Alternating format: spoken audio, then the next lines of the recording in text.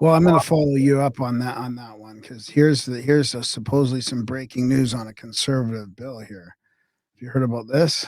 Today, I'm announcing that Conservatives will introduce legislation to amend the criminal code and restore the value of Canadian citizenship by ending the practice of judges considering a non-citizen's immigration status in sentencing. Since 2013, a Supreme Court ruling has permitted judges to consider immigration status when sentencing. This has been seen in several recent high-profile cases.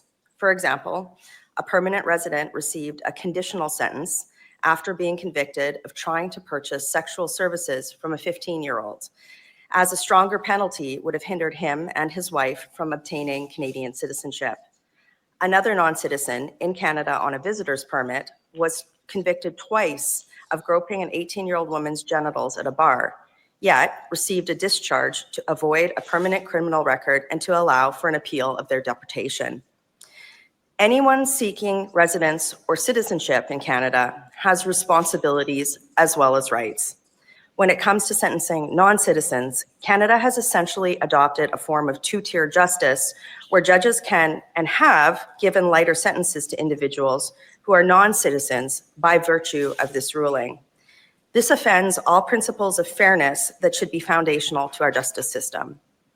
This is why once the House of Commons resumes this fall, Conservatives will introduce legislation to amend the criminal code to rectify this issue. Our bill will add a section after section 718.202 of the Criminal Code, which will expressly outline that any potential impact of a sentence on the immigration status of a convicted non-citizen offender or that of their family should not be taken into consideration by a judge when issuing a sentence.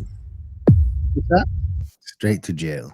That's what it should be. If you're not a citizen, it should just be, all right, buddy, tough break.